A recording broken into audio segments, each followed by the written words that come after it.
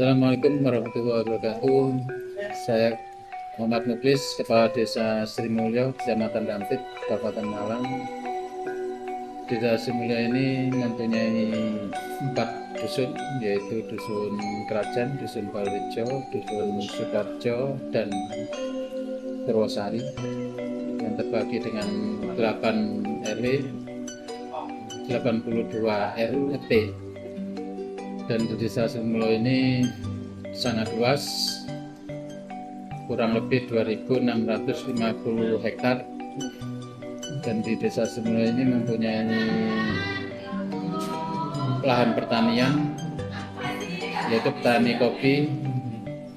Mayoritas di Desa Sri Mulyo ada petani kopi, kurang lebih 1.200 hektar, yang mana juga petani kopi ini di Desa Sri Mulyo ini kemarin di tahun 2002 menjadi juara 1 tingkat provinsi. Dan di Desa Sri Mulyo mempunyai produk unggulan juga, yaitu pisang Sang Mulyo, yang mana pisang Sang Mulyo ini yang memberi nama langsung Ibu Gubernur dan Bapak Presiden Joko Widodo. Dan juga pisang ini sudah terdaftar akreditasinya, dan di Desa Sri Mulyo juga sudah yang pegang penangkaran pohon indukan juga dari Desa Sri Mulyo. Terus di Desa Sri Mulyo juga ada petani tebu dan palawija yang lain. Dan di Desa Sri Mulyo ini mayoritas penduduknya yaitu petani kopi. Itu yang bisa kami sampaikan.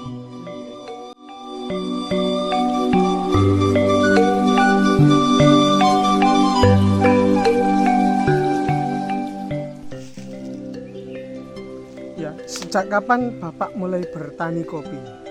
Kalau bertani kopi sekitar 5 tahun.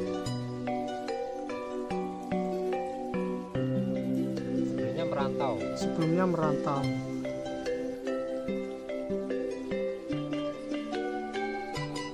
Keluarga semuanya bertani kopi.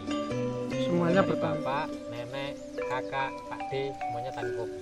Jadi bertani kopi ini turun temurun ya? Turun temurun. Turun temurun.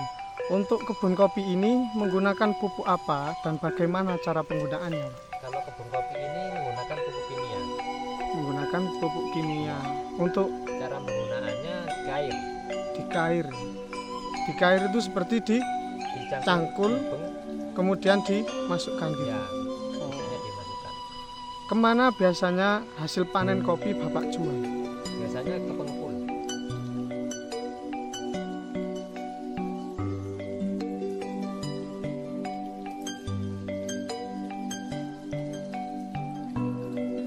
Tantangan terbesar yang Anda hadapi sebagai petani kopi? Cuaca Cuaca. di sini nggak menentu. Nggak Hujannya menentu. terus. Jadi kalau berbunga nggak jadi kalau hujan. Oh, rontok Rontok. terkena hujan ya. Ya. Apa harapan Anda sebagai petani kopi untuk kedepannya? Kalau harapan terakhir petani kopi, harganya supaya terus naik, stabil lah, supaya petani sejahtera.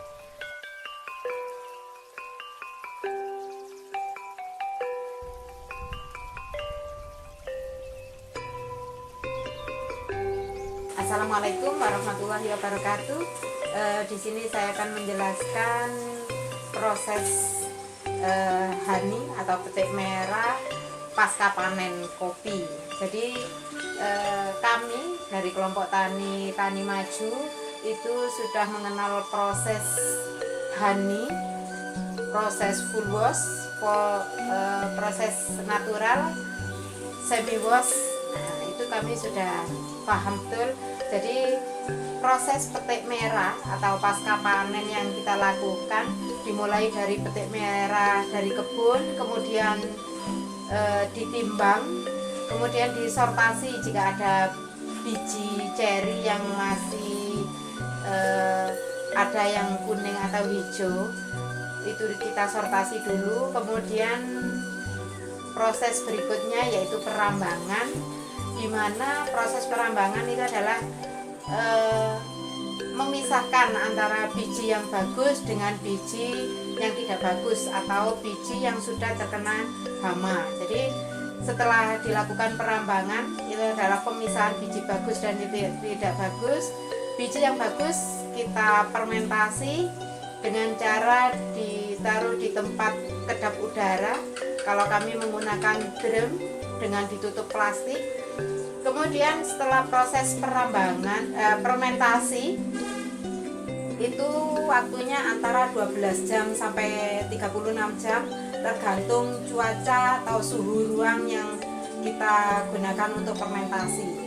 Jadi bisa 12 jam sampai 36. Kemudian setelah difermentasi kita pulver dengan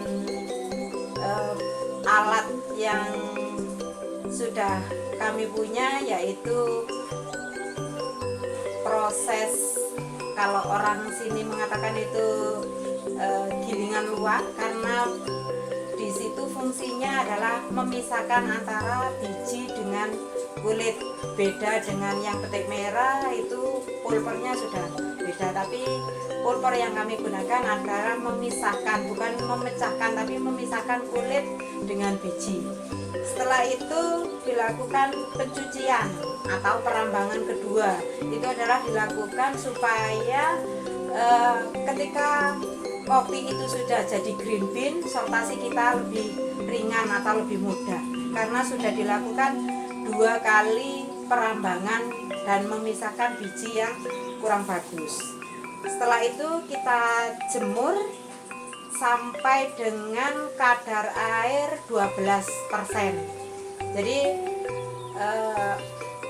proses ini dilakukan supaya kopi itu bisa bertahan dengan kondisi bagus, dengan rasa yang enak, dengan kondisi kadar air 12%. Itu baru kita resting.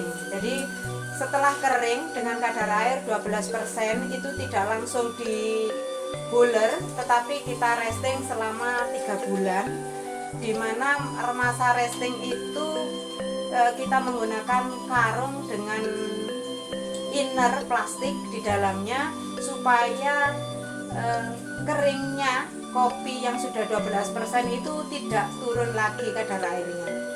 Setelah diuler, kemudian kita sortasi green bean-nya. Sortasi ini dilakukan sudah ketiga kalinya. Jadi memisahkan biji yang rusak karena proses huler, itu biasanya ada beberapa biji yang pecah atau yang biji terlewatkan ketika kita perambangan, sehingga kita sortasi untuk yang ketiga kalinya sebelum green bean itu kita packing dan dikirimkan. Nah, ketika kita jual green bean, itu berarti sudah melewati proses sortasi 3 kali.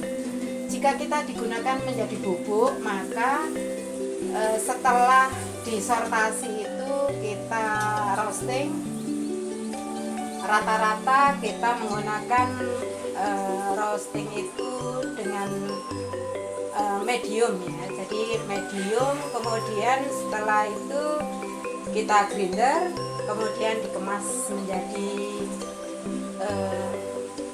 kemasan-kemasan bubuk kopi. Itu jika kita menjualnya dengan